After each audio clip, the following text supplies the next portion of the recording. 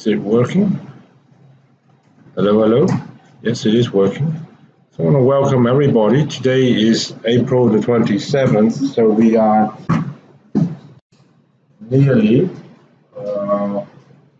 into May, which is, I guess, strictly speaking, the last 151 years.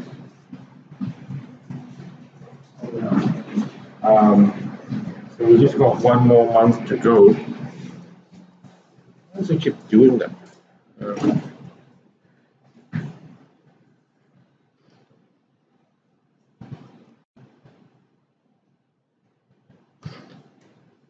It's not a good sign.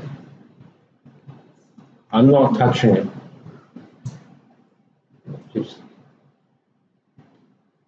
Okay. What I would like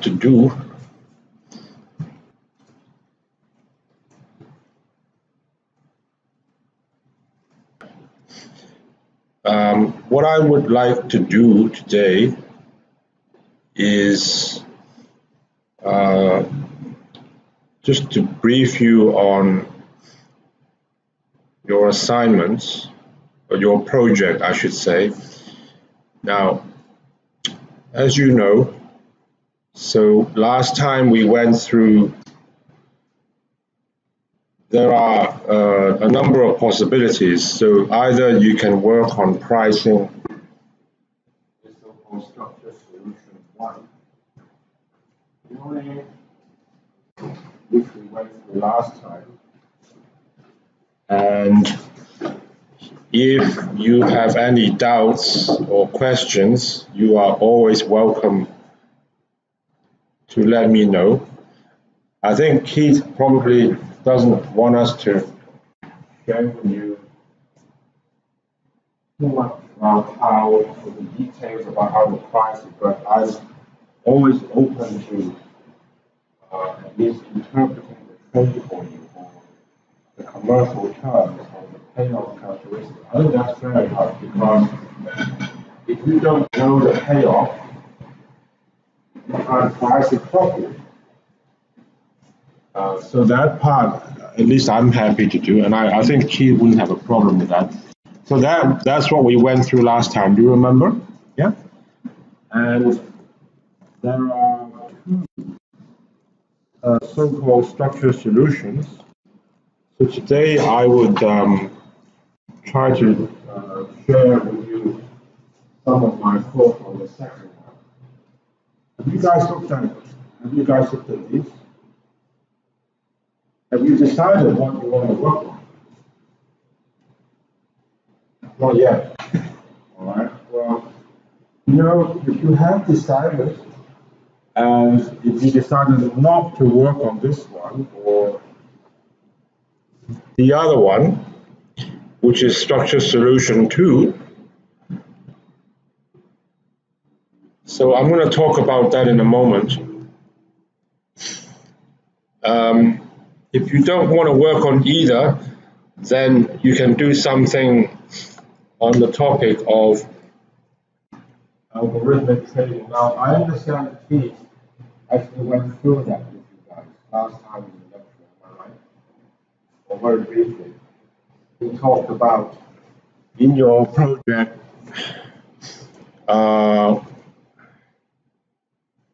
hold on a second.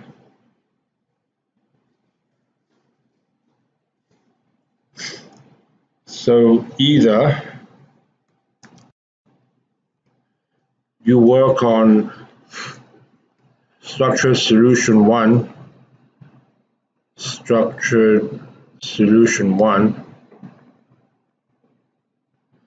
or structured solution 2, or you work on some variation of the algorithmic trading. Now, I would leave him to talk about, and I think he did. My advice to you is, if you're going to work on this, then we talked about that last week. If you're going to work on this one, we're going to talk about it today.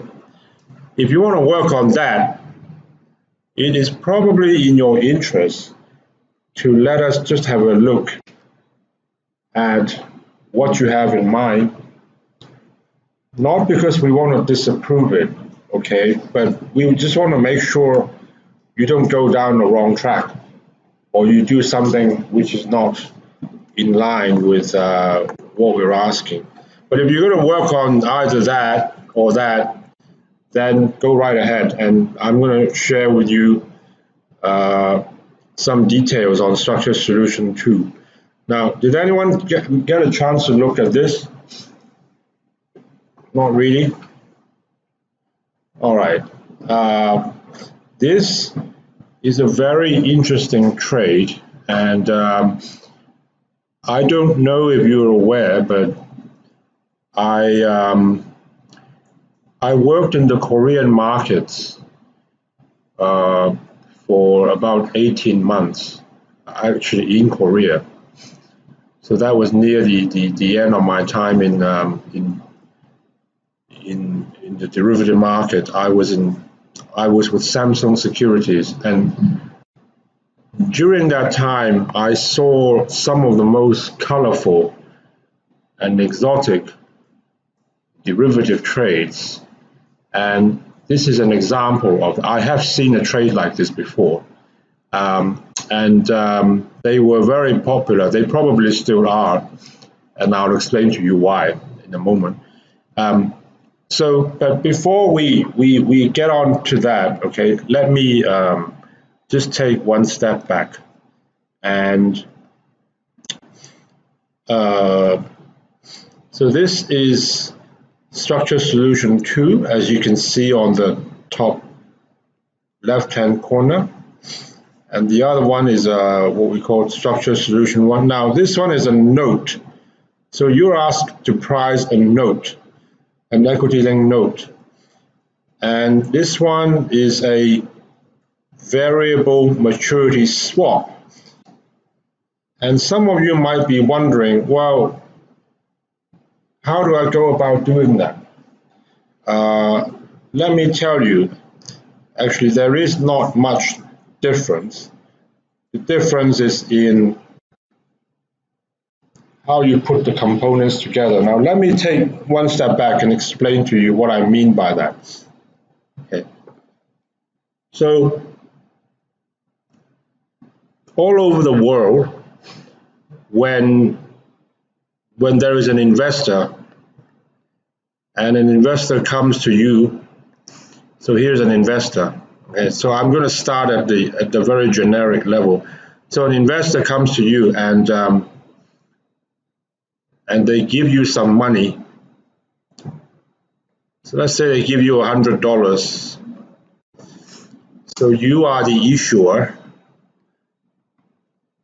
You can be whoever, you can be JP Morgan or whoever. You are the issuer, issuing bank.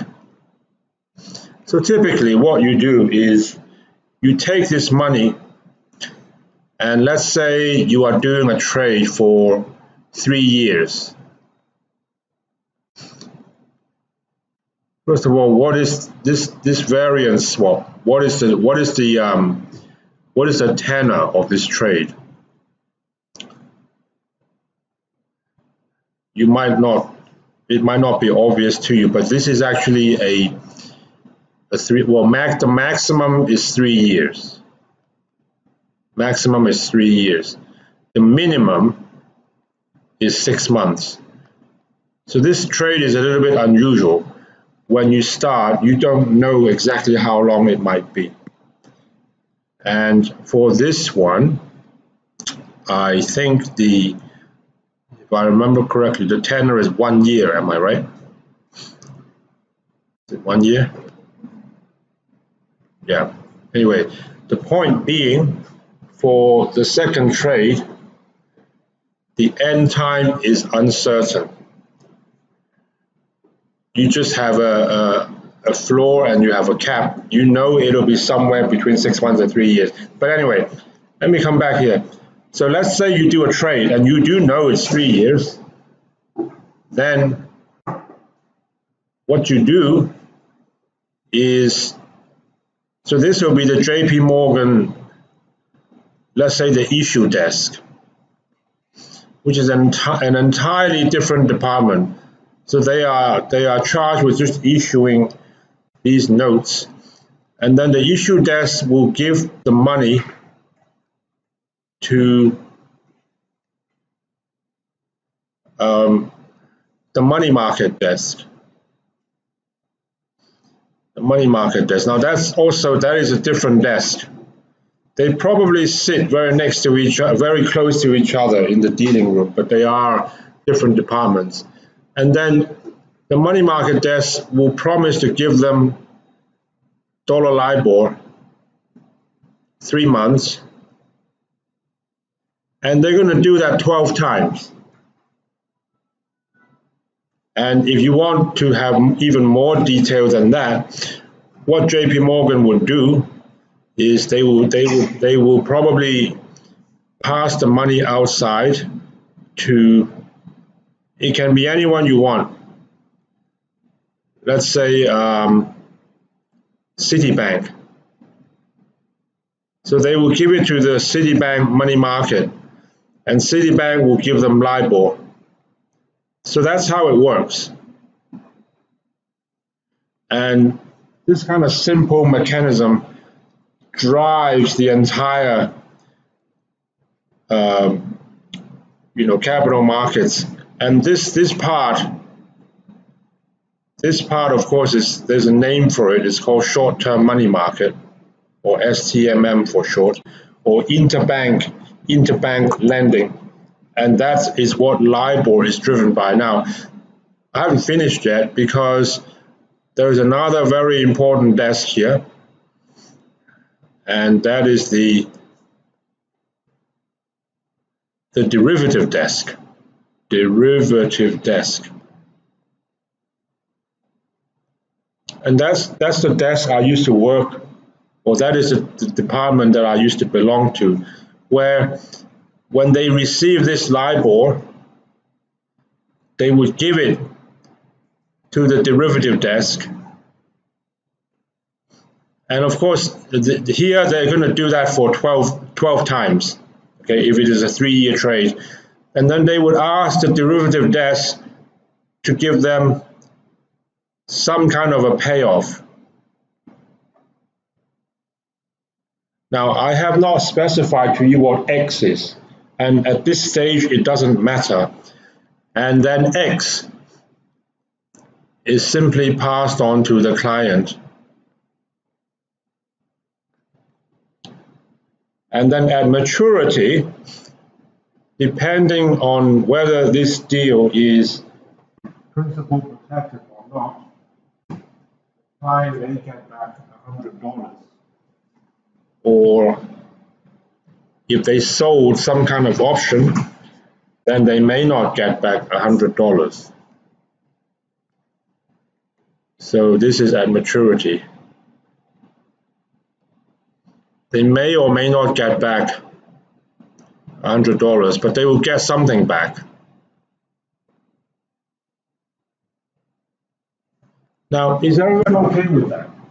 Because you don't have to understand derivatives or option pricing or quant finance to understand these are the commercial aspects of how you would issue a structured product. Is everyone okay with that? Make sure you are comfortable with this, because in the future, you're going to see this a million times when you start working this back, or when you are an asset manager. If someone shows you a trade, this is how they put it together. And you, on the buy or the sell side, you should try to understand that. Is everyone okay? Very good.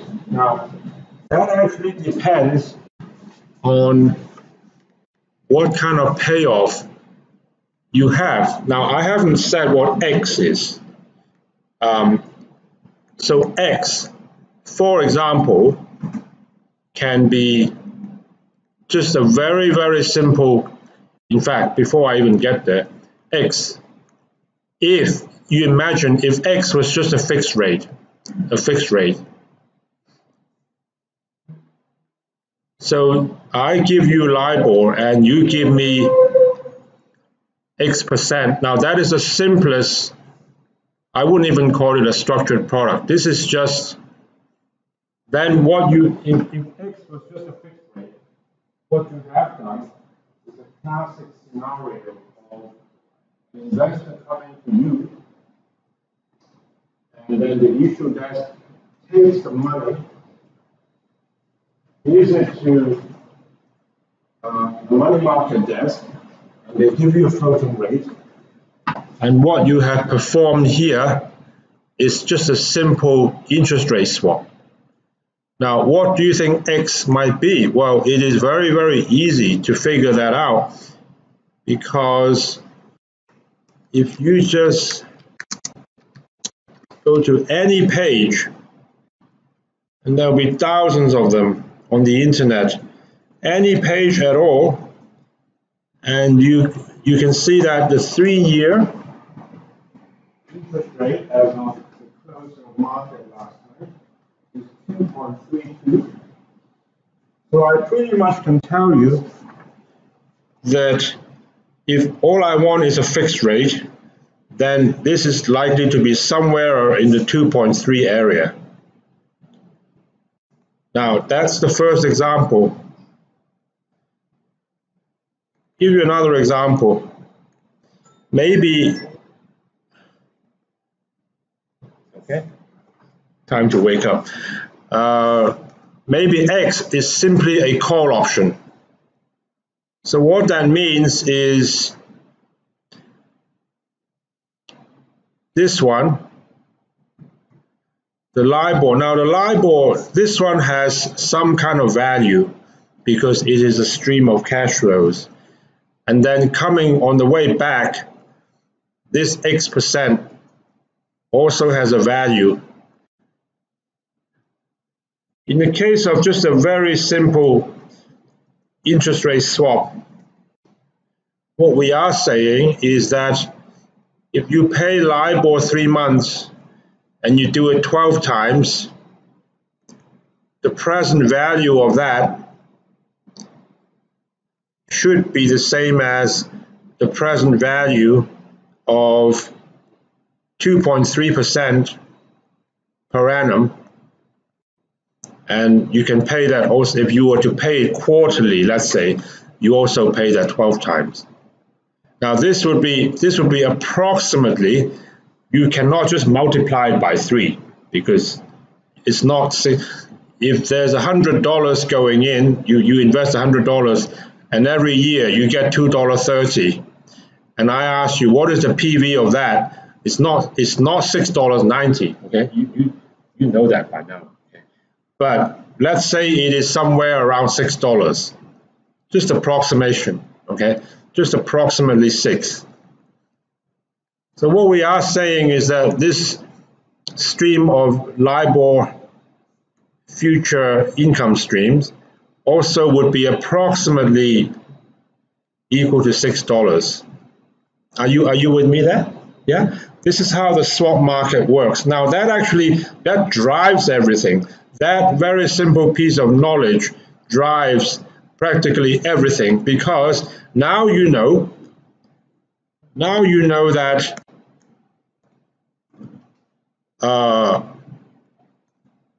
this LIBOR stream is around $6.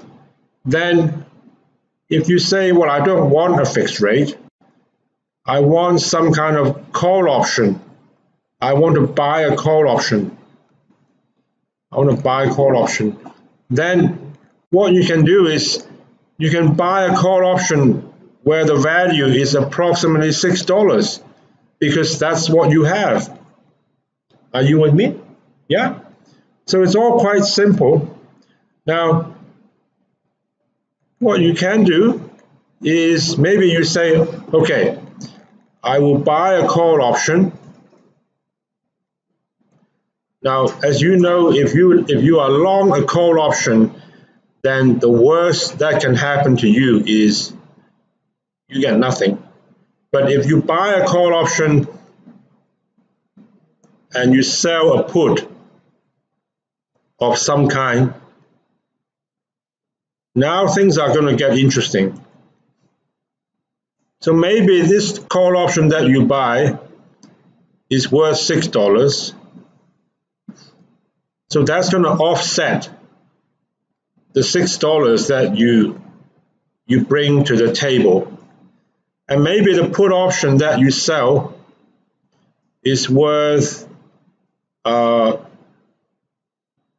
in present value terms, let's say it is worth $2.80, or approximately 1% per annum. So $1, I know my approximations are all over the place, okay, but never mind. So that means now, if you were to do a trade like this,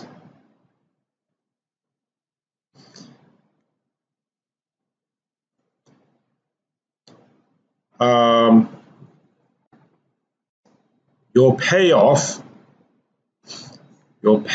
may look something like, if this was 100, so maybe you buy a call option, but somewhere down there you sell a put option, so something like that, okay? So now what you have is a note where you're going to have some upside. So your coupon can be, let's just say the performance, the performance of S&P 500 or something. It doesn't really matter, okay?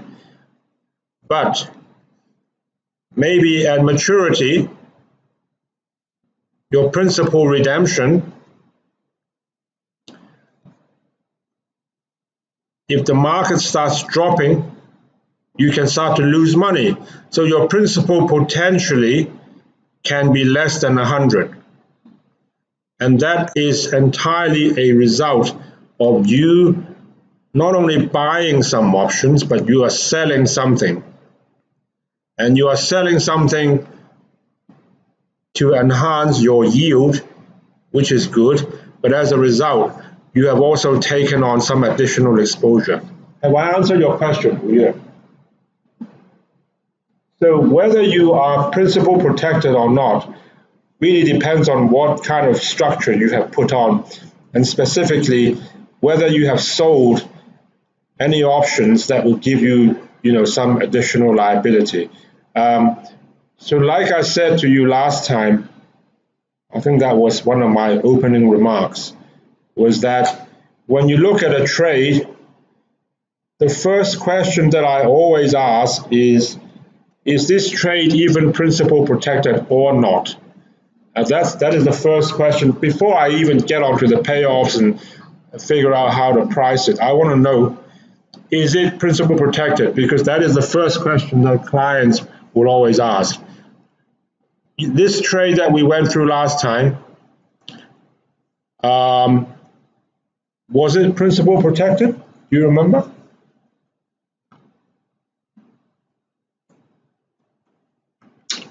I don't think it was. This was a basket of 3 stocks, and you have to look at the performance of the worst one, and if the worst one actually is, if the end price is less than the start price, you potentially can get a principal less than $100. Okay. Now you can look at that in more detail, and if you need to, you can review the video, which, if you go to this week's tutorial file, if you go to the schedule page and you click on April the 12th, it will take you to that YouTube. This was the last tutorial. Okay, so we talked about that extensively. So today I'm not going to repeat that. What I will do, I want to let you know. Now let me redraw that diagram up here. This is kind of important because if you don't have this knowledge, you can be quite lost pricing something. Now, so here is the investor. I'm just redrawing that diagram. So the investor gives you $100.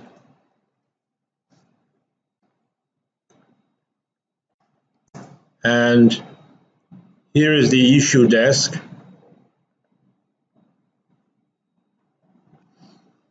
So the issue desk gives it, yeah, I'll use a straight arrow.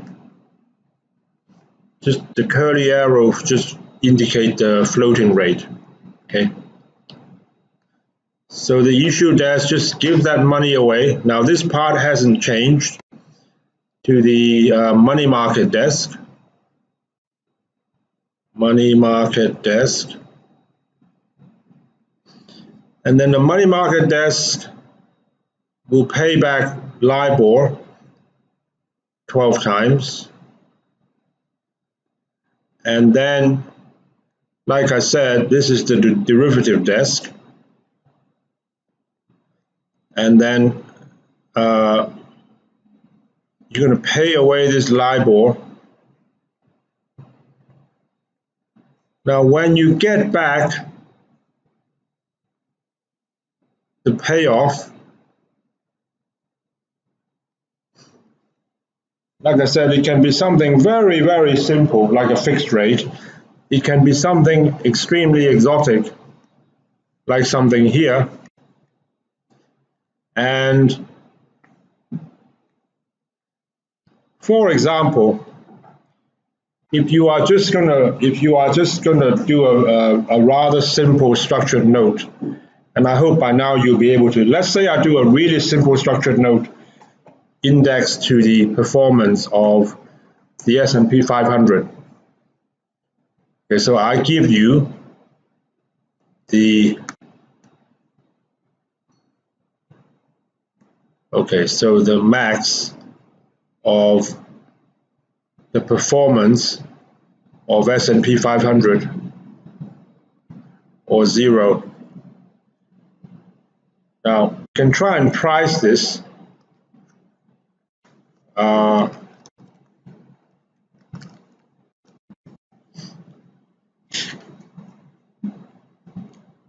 So the S&P 500 right now is around 2,900. Let's say we price something which is at the money. I don't know if this simple pricer can handle this. And I'm going to price a 3-year option, which is, 3 years is how many days? 980. 995. Is that what you said? Wow, your brain is, huh? Both wrong. Never mind, it's early in the morning. Now, so you price something like this.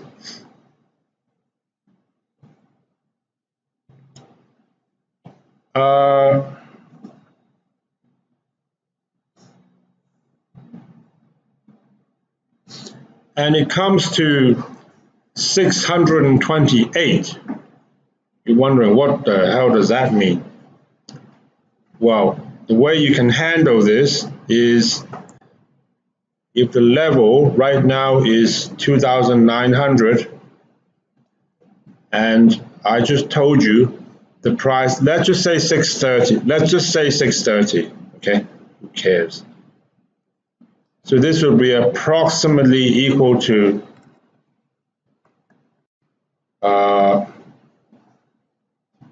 20%. Let's just say 20%. Okay, are you with me there?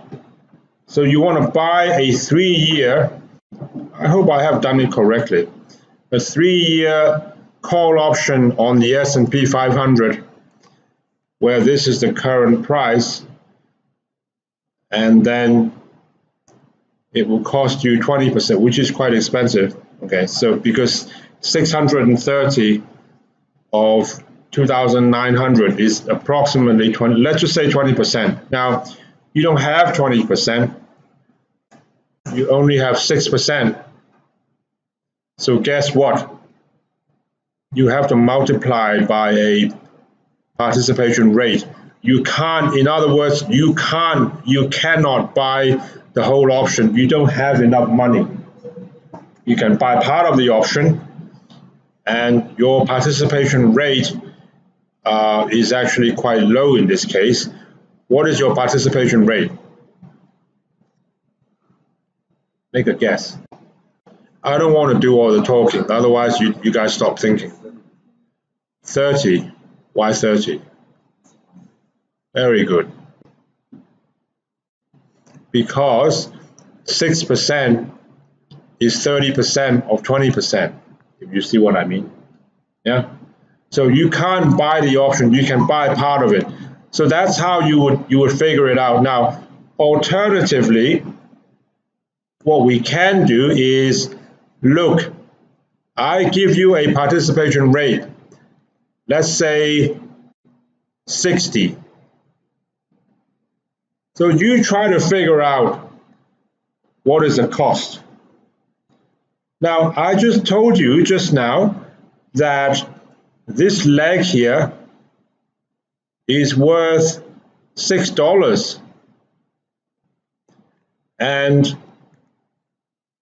so you can line them all up. So the LIBOR leg is worth around $6. So you have $6 basically to buy something. You go to the candy store and buy something. And at a participation rate of 30%,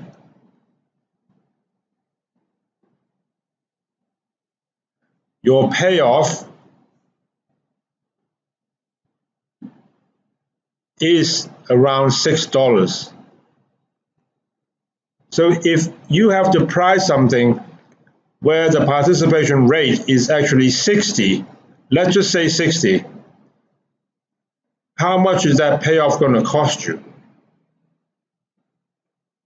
It's going to cost you double the amount, isn't it? Now, you have $6 in your pocket. You want to buy something which costs you 12. If you were to price a structure like that, so you give me 6, I give you something that is worth 12. Now, there are two ways you can express this. Number one, if I ask you, how much will this structured note cost? It will actually cost $106. Where does that 6 come from? Because I'm going to ask the investor, I'm going to ask them, look, you are too greedy. You want something with a high participation rate? Fine, I'll give you that, but you're going to have to pay for it.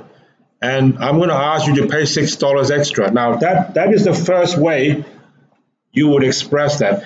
The second way you would express that, you would just say, well, this swap is going to cost $6.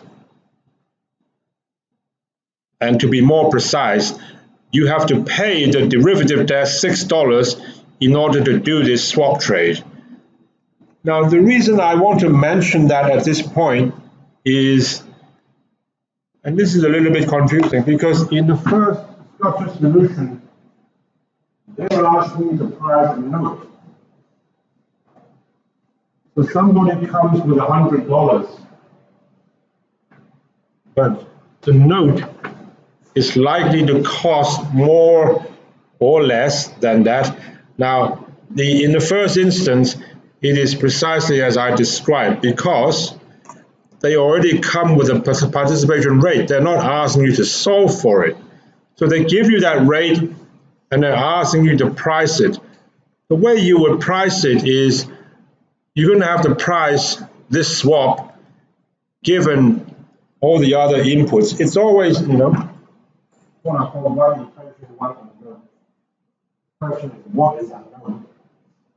So here the price is unknown. You are given the participation rate. So you're going to have to solve for that. And let's say in the end, you found that, oh, you need to pay the derivative desk, let's say $2.80. then that means the cost of the note will be Paro 280. Now, when you look carefully, in the second case, and this is where it gets a bit confusing, but it's not really. Here, we're asking you to price a swap. Now, you're thinking, yeah, what is going on here? Without even going into the payoff itself, what they're asking you is to determine this part. So if the swap would cost you X, X is not a good number, it's not, okay, would cost you Y, then the note simply costs 100 and Y. Oops, it's not good notation. If the swap would cost $3.22, then the note will cost you 103.22. Alternatively, maybe you price the swap in such a way that you don't need to pay the derivative desk, but they need to pay you. let's say you have an option like that. You have a payoff like it's a really cheap payoff. You have $6 to play with, but you buy an option which is only $4.50. Let's just say $4.50. You buy something really, really cheap. Probably not a very good option. In which case, so this is 322 in favor of the derivative desk.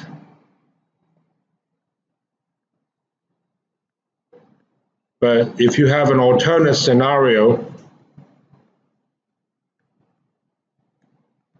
where the swap is 150, but now this time is in favor of the client, in favor of investor. Now, when you are doing that in a note format, how much would the note cost? I'm sorry, one time? Very good. Okay, you guys are really getting it now. So it pretty much doesn't matter whether You are pricing a swap, or you are pricing a note, which is just par plus or minus whatever is the swap value. But the issue swap is what drives everything. And I need to mention that because otherwise I think you guys get confused. Oh, hold on, I'm doing something entirely different. No, you're not. Here, you price a swap and then you just put that on top of the note. Whether it's a note or not, it's not really so important because it's a swap that's driving it. Is everyone okay with that point? Yeah? Now, I hope you will try to understand. Like I said, this has got not much to do with financial modeling. This is just straight common sense for professional bankers, asset managers, investment advisors, and private wealth managers. They all have to know this, okay? All right? But if you don't have that background, I think doing this exercise, doing this project can be rather confusing and challenging in an unnecessary way, okay? Unnecessarily complicated. Okay? Now, if you are all right with that,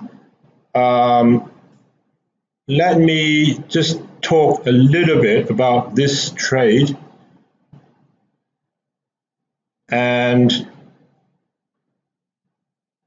the first thing I notice is that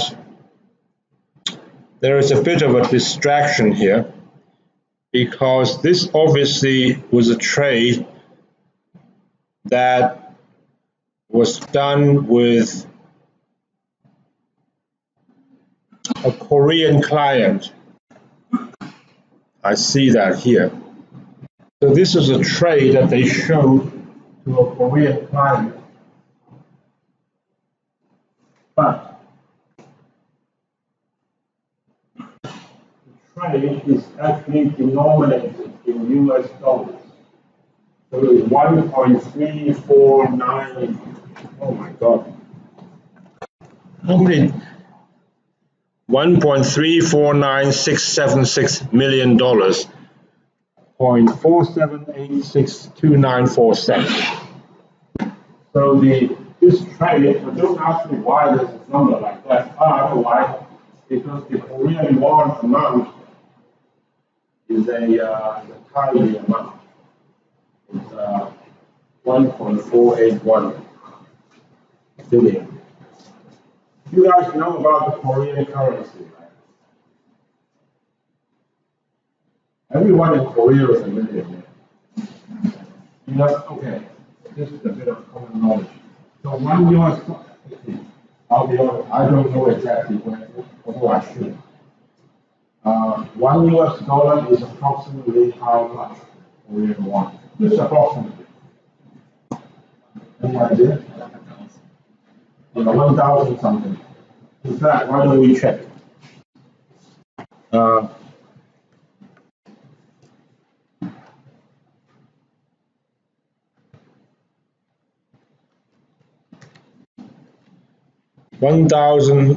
It's gone up a bit.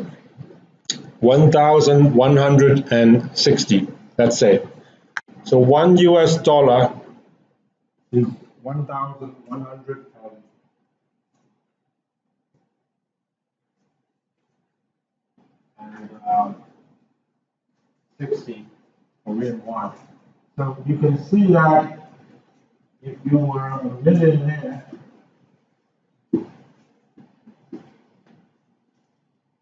in Korean terms, that means you have, let's just say 1,000.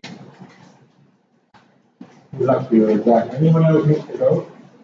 Feel free, I don't mind. I'm recording this, so you might want to just go there and slow down. Enjoy your exam. They have an exam in CYC. You do as well here. If you want to go, I don't mind. I'm recording this. So you might want to just go there and get comfortable. And you can watch it from 42nd minute onwards. So, what I was saying, yeah. So if you go around in Korea and you tell people, oh, I'm a millionaire, all it means is you have 1,000 US dollars. So in Korea, it's more meaningful to go around telling people, oh, I'm a billion. That's 3 more zeros. Then at least in US dollar terms, you are a millionaire. Right? But anyway, this trade has a,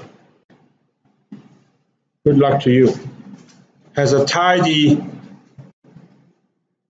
actually, Tianwen, you know, this coming part is the most interesting part of the whole tutorial, but check it out when you get home, okay?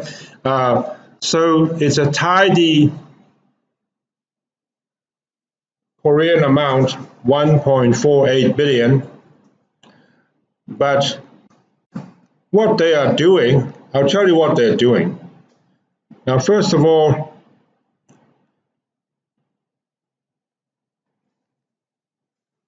so this is the investor.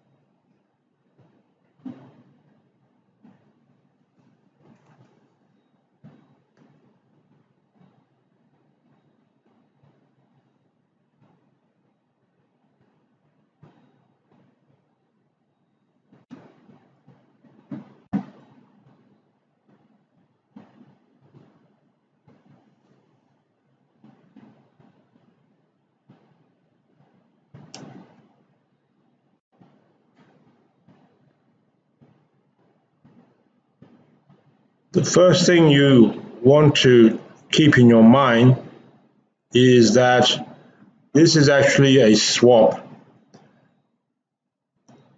So there won't be, that $100 payment. We are only looking at this part here. And so we're pricing a swap here, but like I said, when there is a note on top of a swap, then it is simply a matter of adding 100 to it. Okay, so this is a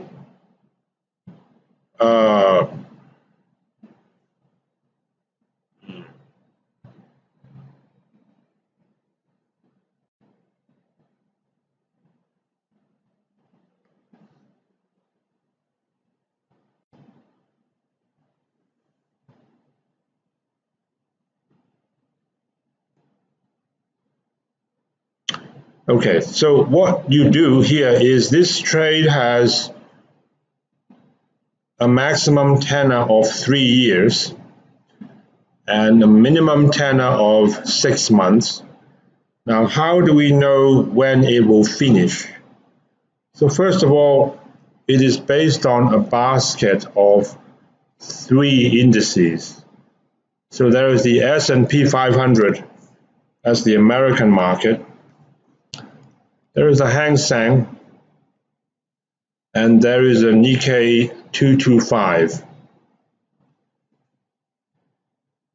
And what you do is that you are dividing this 3-year period into 6 intervals.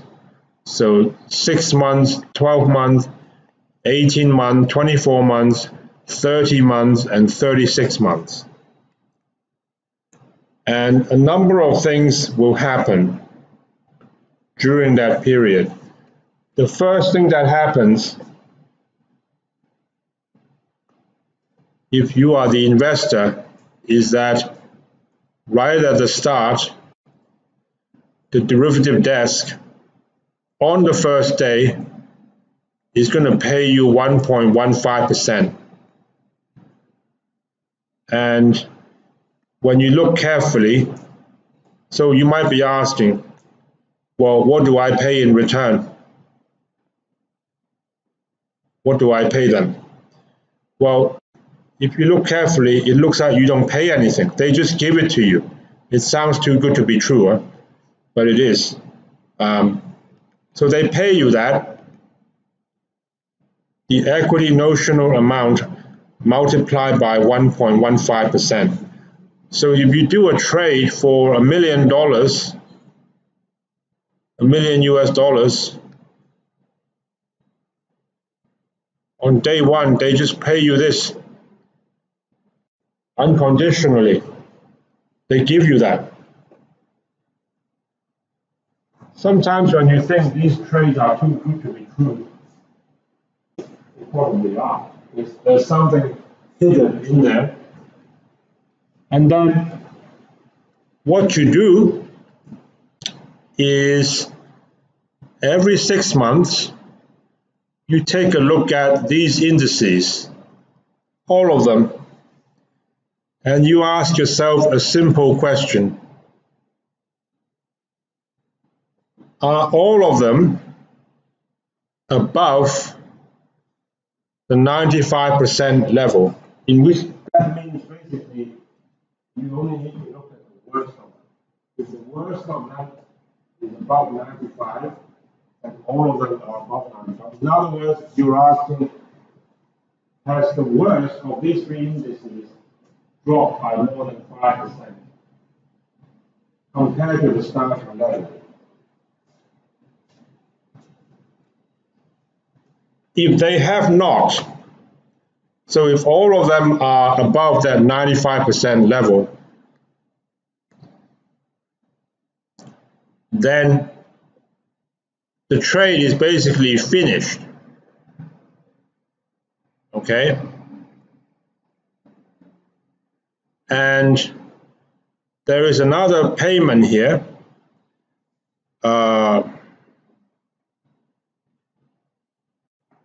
It's a very small payment.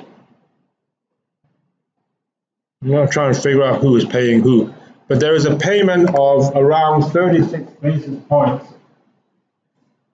multiplied by the notional amount. Now, the notional amount actually is in US dollars. Equity notional amount, which is this amount up here, but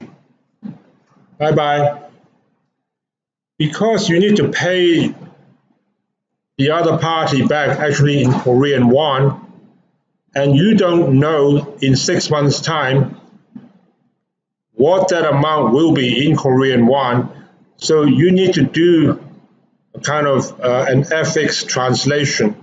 So this would be the starting value. It's just basically just converting it back to the Korean won amount by that, in 6 months' time or 12 months' time or 18 months' time and so on. Okay.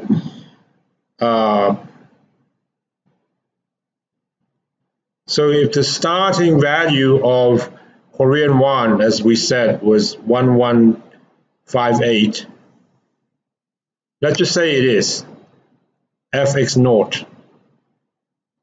And then 6 months later, there is a strengthening. So the Korean won got very, very strong for some reason, and it strengthened to 1,000.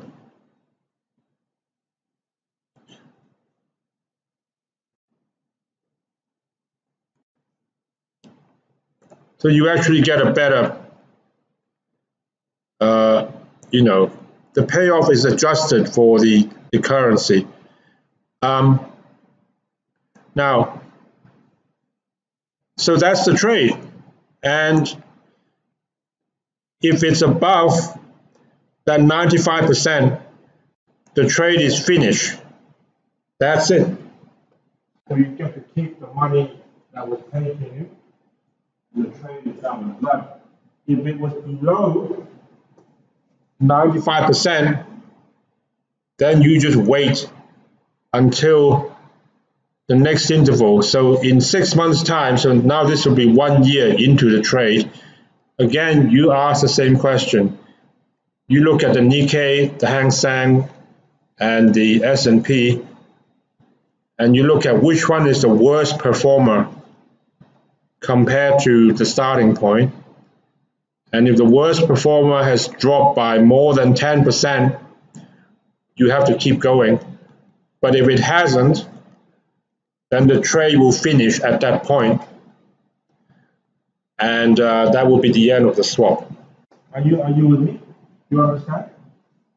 Now, this kind of trade was very, very popular. And I think it's a classic example of investor fear versus greed, market greed, the other way around. Investor greed versus fear.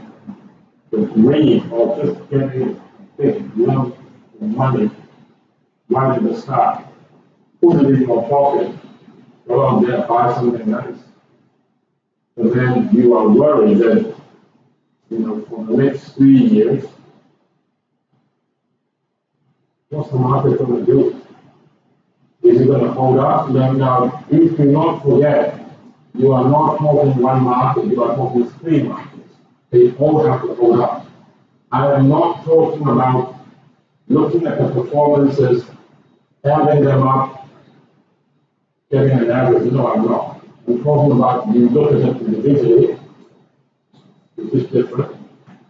You look at it individually and you ask yourself, has the worst performing one fallen by 5%, or 10%, or 15%?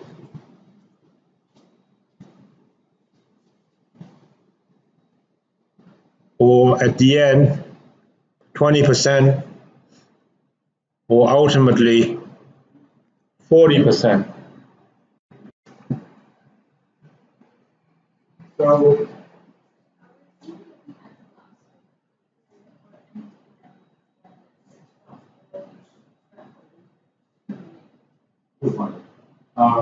it's actually every 6 months.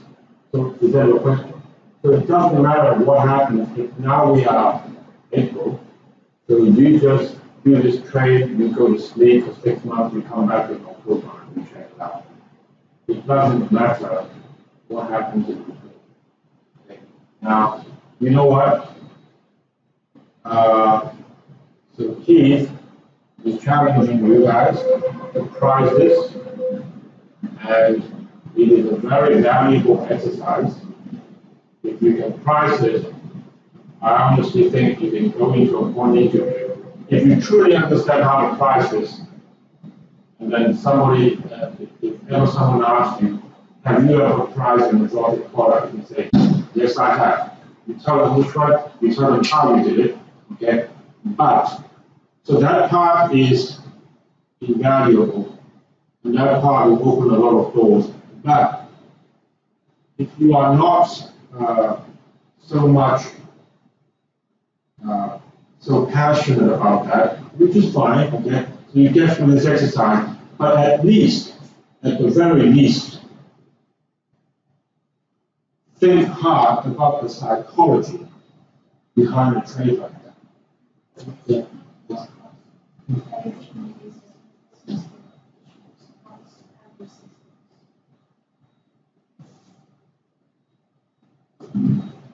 Yeah.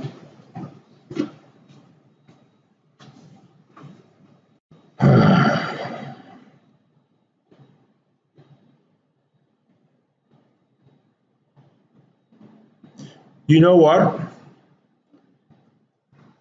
If you are not going to do this, if you're not going to choose this structured solution, then consider the tutorial this morning as a good overview of this class of products.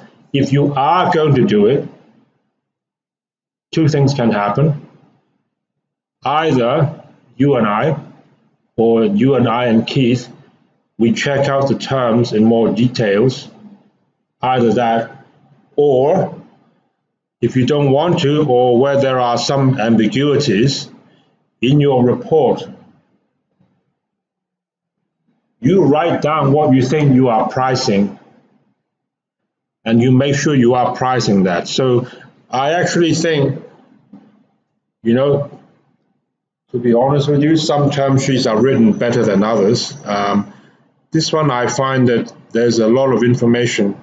Knockout value is the 10th of each month starting on June the 19th for conservative 36 months. Okay.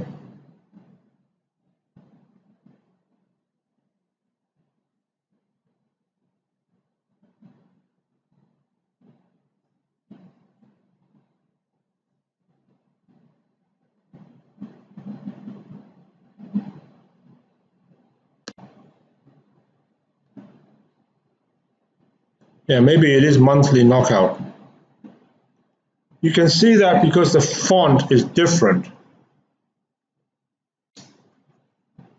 This is clearly something that was added later on.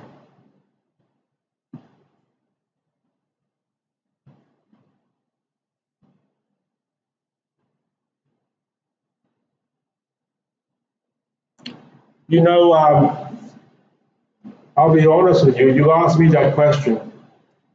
I was looking at this, and there is a set of 6 dates. You can see that quite clearly. But down here, suddenly they say it's monthly. So I'm a bit confused as well. Okay? But, whether you are pricing it every 6 months or every month, you are just changing a parameter. But the idea doesn't change. In fact, you tell me, if there are two trades, one of them looks at whether you can knock out monthly, but the other one looks at it only every 6 months.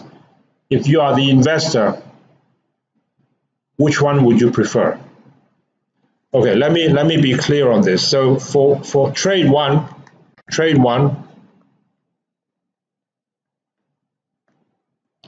so here is time. Here is where you start. And every month you determine whether you can knock out and just go home or not. The other trade, trade 2,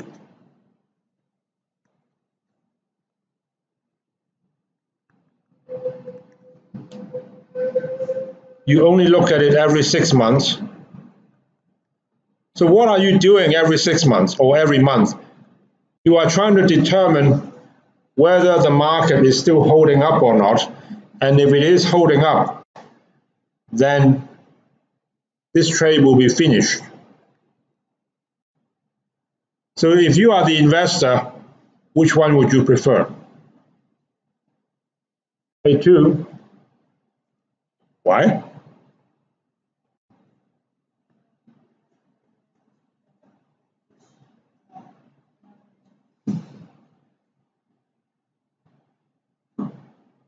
But on the other hand, if you are doing trade 1 and the market goes up a lot, then when you get here, you are already done. I mean, knockout here is actually a good thing for you because that trade will be finished. Whereas if you are here and the market goes all the way up and then it comes all the way back down to here, then this point is no use to you. You know what I'm saying?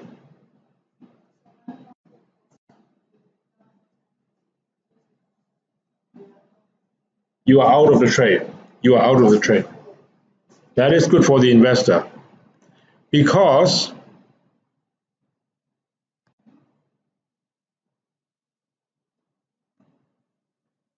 this term sheet is a little bit confusing. You are the investor, so what is your benefit? The benefit is that you are getting paid some free money at the start. Now, there's one very important thing I have not mentioned, very, very important thing, and that is what is your worst case? Your worst case is if the market keeps dropping and dropping and dropping and dropping and dropping more than 40%. If that was to happen, if it dropped more than 40% in 3 years, then at the end,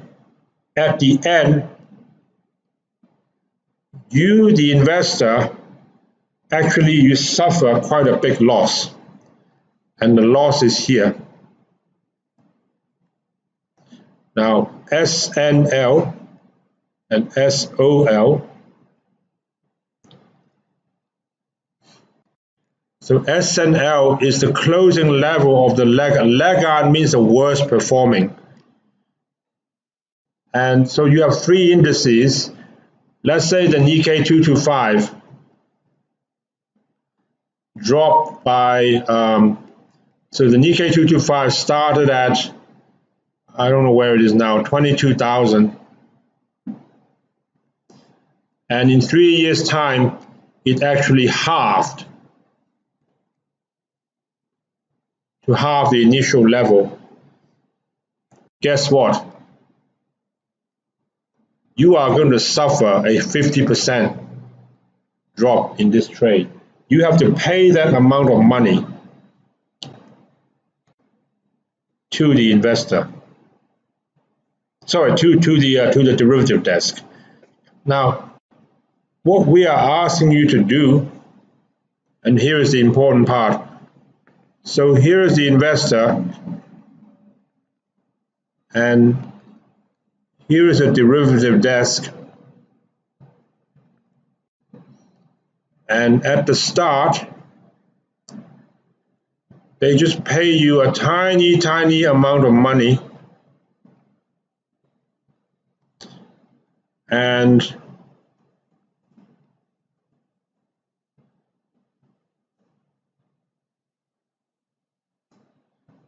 here is called the individual amount.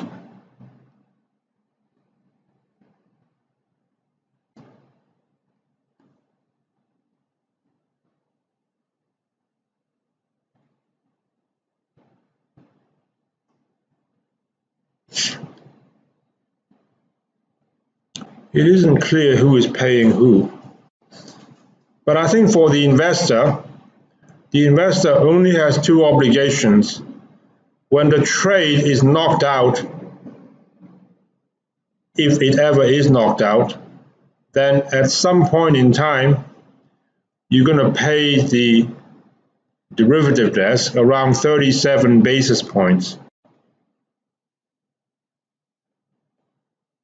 So you are just you are hoping that within the next 3 years, at some point in time, this will happen. So this is called the individual amount. Individual amount. And then this 1.15, there is a name for that too. Oh, it's here.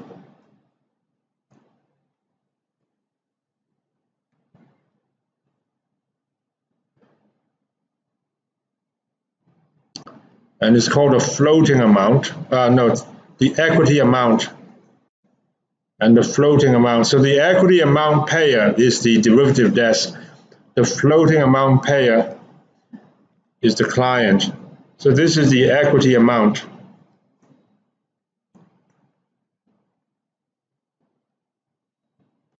Now, so if you are the investor, this is your first obligation, which is tiny, but hidden behind that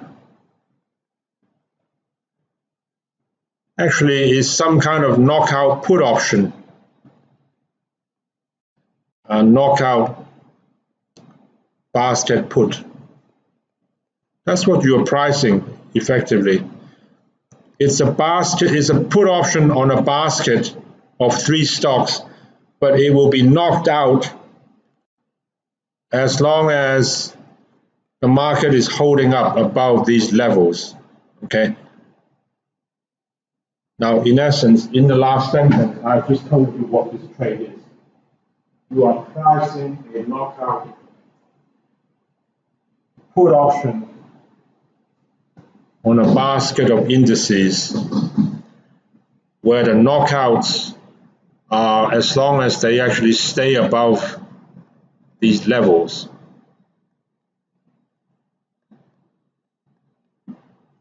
But the put will not knock out if they actually goes below these levels. Okay.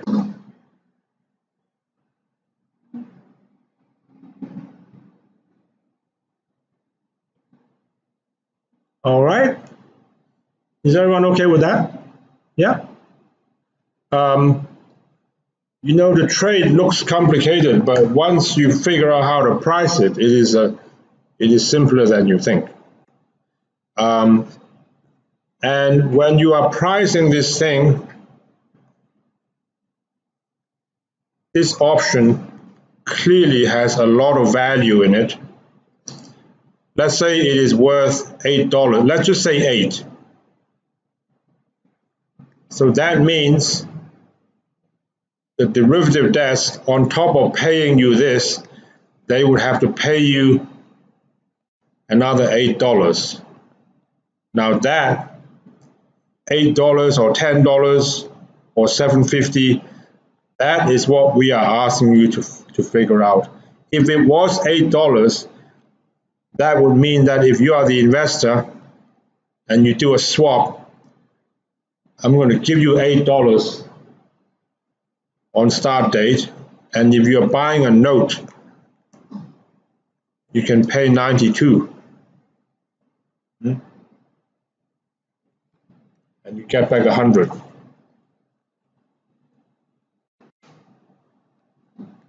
Okay? Are you with me there?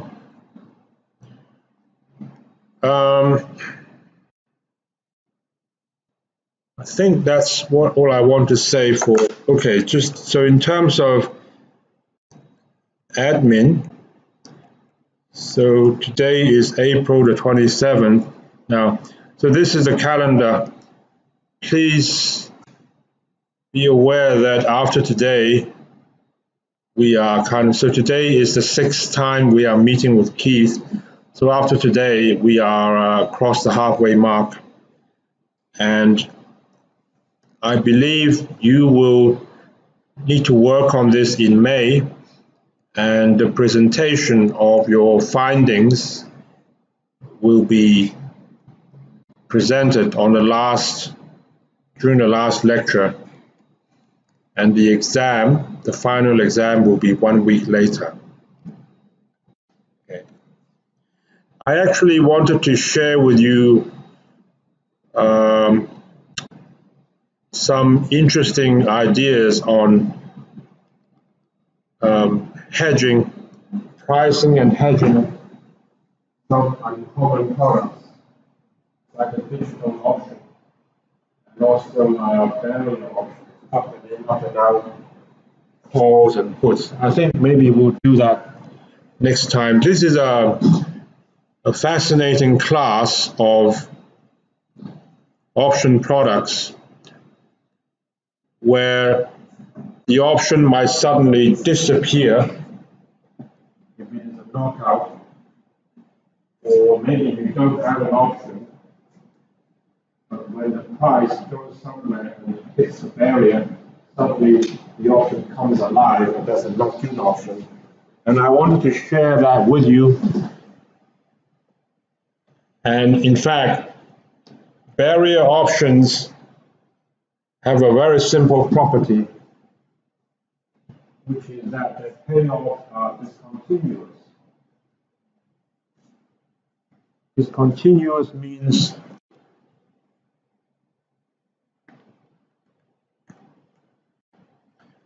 you may have a call option. This is a normal call option payoff, and it's supposed to go to infinity. But if you have a call option and the strike is 100, but there is a knockout, let's say at 120, that means your option will make money as long as it stays below 120, but as soon as you hit 120, it drops to 0. Looks like a shark fin, doesn't it? And that is what I mean by discontinuous here. The option payoff suddenly breaks.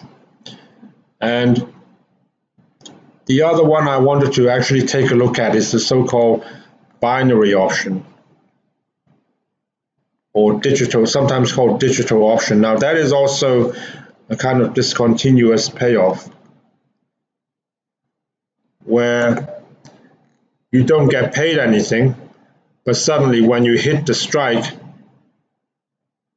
the payoff is vertical. And this is called a binary or digital option. I want to share with you how these things are priced and how these things are hedged in practice. But I think we don't have time this time.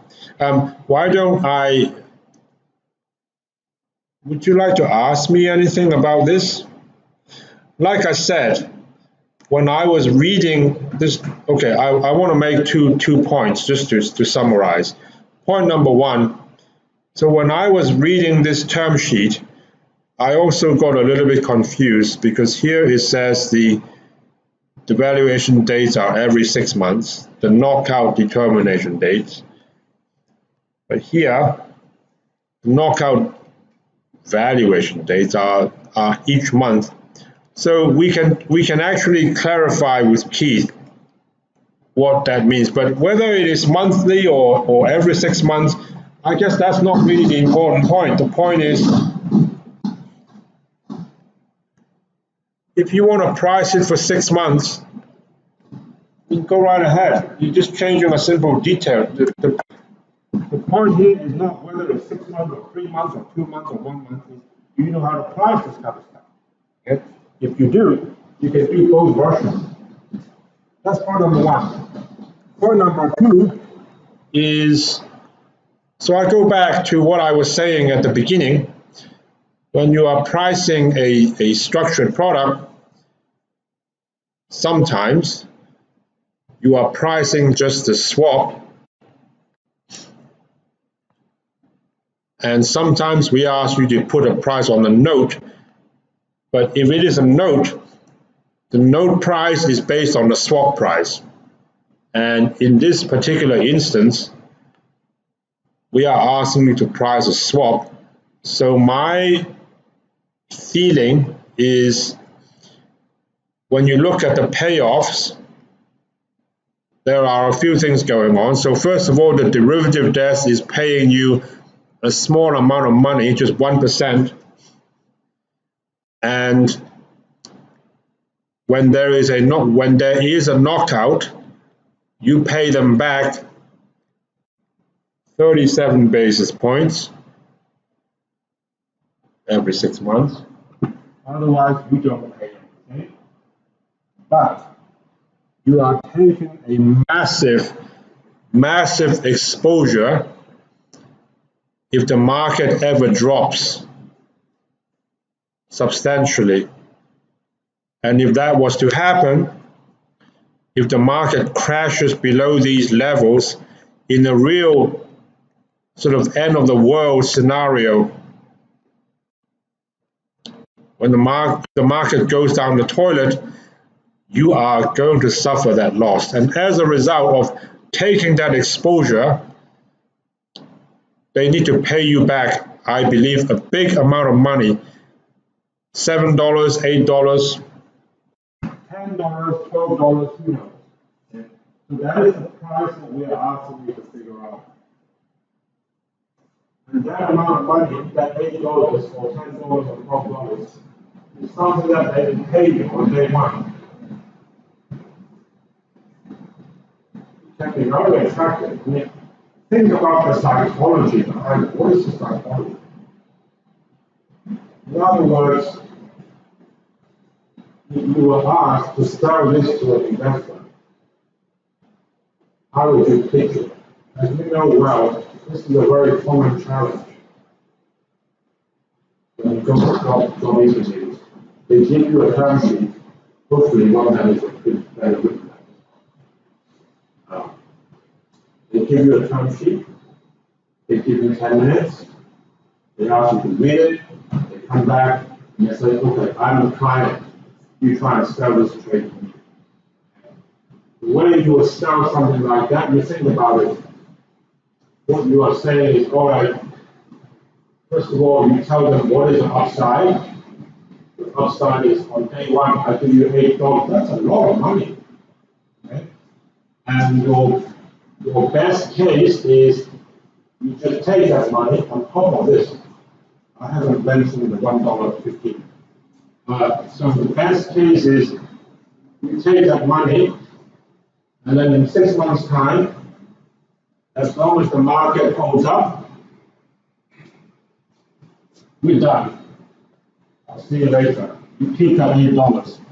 But if the market cannot hold up, then we look at it in 12 months' time, the level is lower, and in 18 months' time, so hopefully by that time the market would have recovered. But if we just keep crashing, we have a disaster scenario, oh yes, you can end up losing a lot of money. Is everyone okay with that? This sort of trade, they were very, I think they still are, very popular. Okay. Simple question for you.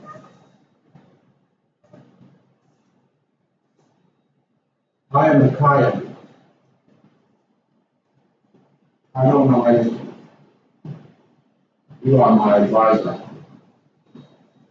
I ask you a simple question.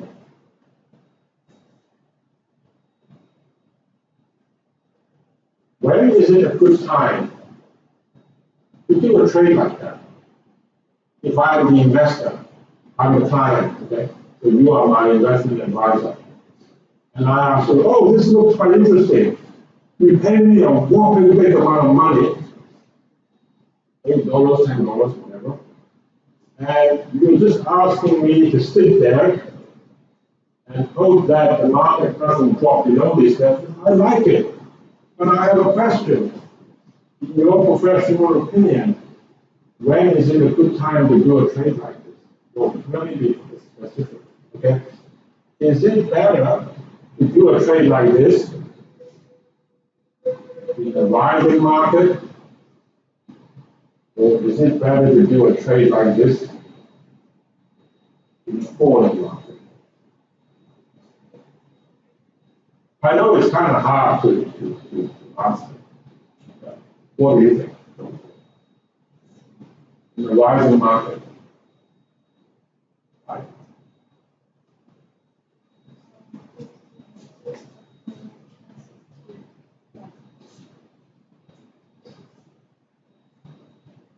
What I mean by a rising market is the market has already risen. Let the market we're in right now. You know the S&P made a record high 2 days ago. When I say rising market, excuse me, market. Is it better to do a trade like this when the market has already gone up substantially? Or is it better to do a trade like this when the market has just gone down the toilet and dropped 15–20%? Second one. It is better to do a trade like this when the market has already fallen substantially. You all understand what I'm just saying? Yeah? Excuse me.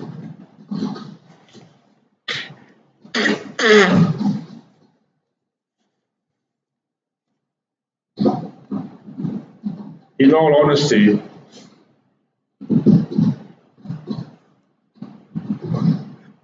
oh, my apologies.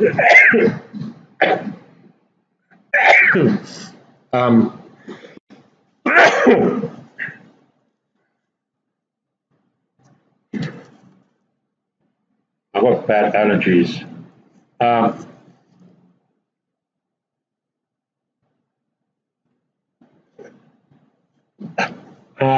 It is much better to do a trade like this, just following a market fall or they call it a market correction of 10, 15, 20%. And yet, all my professional life, when I see clients doing trades like that, they do the exact opposite, which is to say they love doing a trade like this when the market has already gone up considerably. Like now, for example, okay, you see, wow, look at the S&P. What a bull market, it's unstoppable. And they think that because the S&P has gone all the way up to a record high, 2,935, they think it will continue. Guess what? The exact opposite happens. You get my point. I think sometimes when investors suffer from losses, it is not always the banker's fault. Okay, they play a part in that, but I think the timing, and I think we are all guilty of that, myself included. I think human beings, I don't know what it is, but when we are born, we are come with this ability to make all the wrong decisions, honestly. You know what I'm saying? Yeah? But at least I'm aware of it. I want to make you guys aware of it. You see what I'm saying? The best time you do a trade like this is after a market just crashed.